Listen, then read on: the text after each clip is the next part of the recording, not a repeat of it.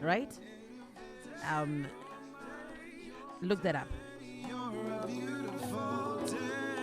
Tangaruti mamukaseko nayasikana ana Dedi top of the morning ndeipi Dedi karaine pa. We go to our trending. A woman posted on X seeking advice. She posted and where maybe I'm overreacting but I want to understand kuti kana murume achinogeza kumba kwaamai vake abva kubasa kunenge kuri kuzama kudii chaiko or is it normal hanzi there is proof kuti ndokwaanombogezera. There are days where anomukira kubasa achibuda kana kuti na 4 am nekuti pane emergency obva arega kugeza asi pakupedza basa anoenda kunogeza kumba kwaamai vake. He is a last born magoti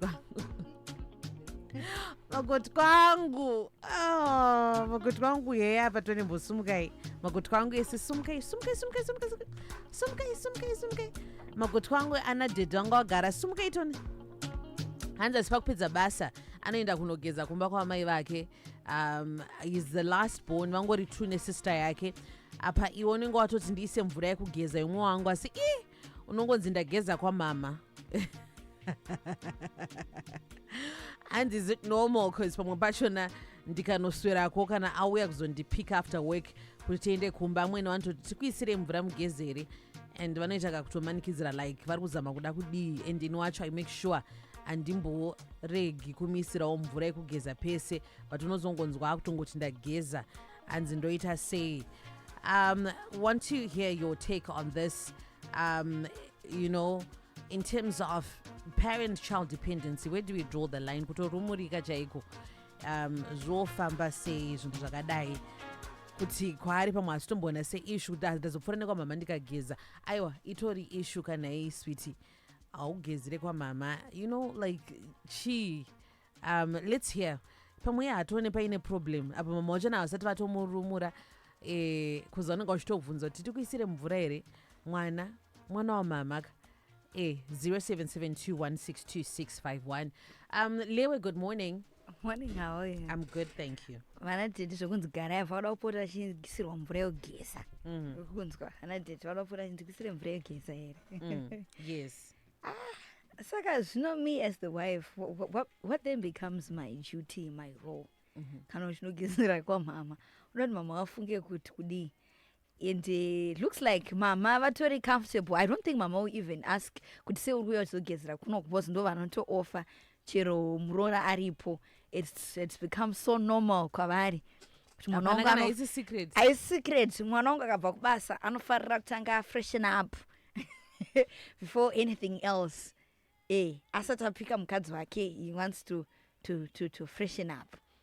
So you see kuti pasituation uyu mukadzi ndiye atori worried but vanhu vari kuita zvinhu zvavo zviri normal kwavari, normal yavo, bo yavo. Hanzi tasimuka zvedu weekend but chero tikasimuka hedu connection yana mama nemagotwa ungaigoni. Anyways, akatoita gotwe rechikomana. I guess the case is itori serious. I'm because to think, will I do that to my son to say, you know, we can be close, but then ngatirumure vana. Boys very closer to their moms. Really close. Like over really close. Yeah. And if that case is not managed to wisdom mukatika, it's a tricky situation. Yokuti uda kuratidza munhu wako hameno unomushandisira mashoko akaita sei but ekusavha waratidza kuti uda kumubvisa pana mai vake aiwa akugeza kana hatisitombobhifa but then come bath at home hapana kana handisi kugeza here aiwa uyogezere kumba kwaunogezera kwana mama. Why? Mvura yekunoku nemvura yekwana mama yakasiyane. Aiwa no kumba kwako ndekunoko saka uri kuti mai vangu hana basa iri kuti kudi aiwa zveubasa you can go see mama, we can go see her together, you can go see her by yourself, but then ndo zvandinotoita kanobva ndabva ndageza kaikoko iwo wakutanga kucomplain wakutochinja face anditi hanzi tiri pamagotwa asati geza edu kwamama hanzi asi maakutaura inini rapo gotwe apo.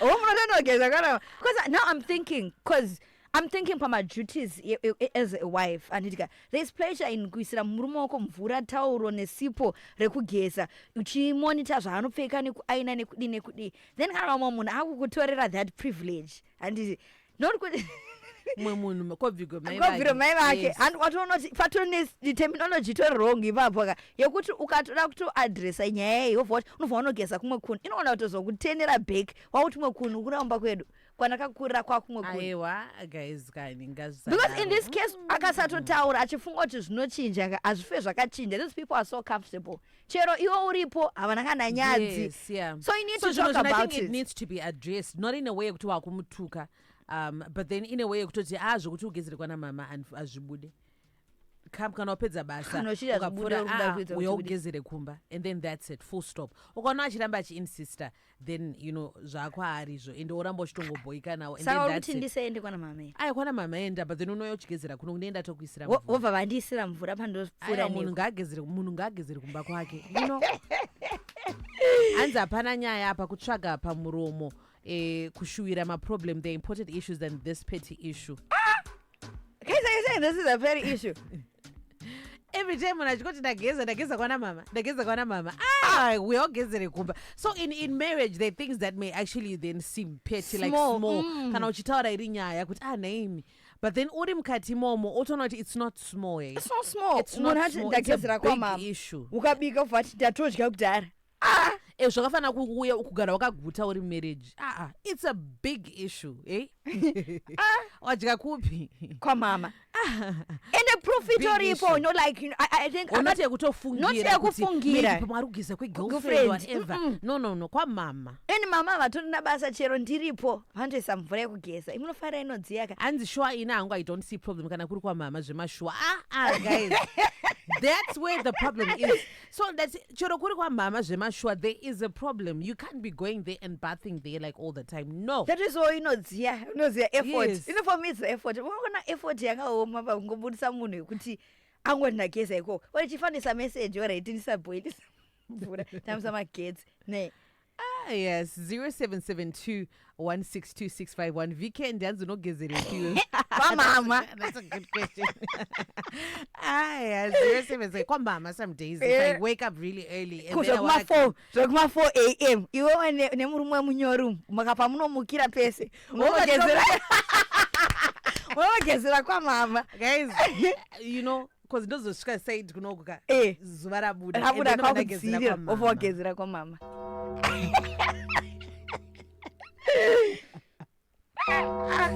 Timbo zviridzira yekwamama inenge isoft water chaiyo.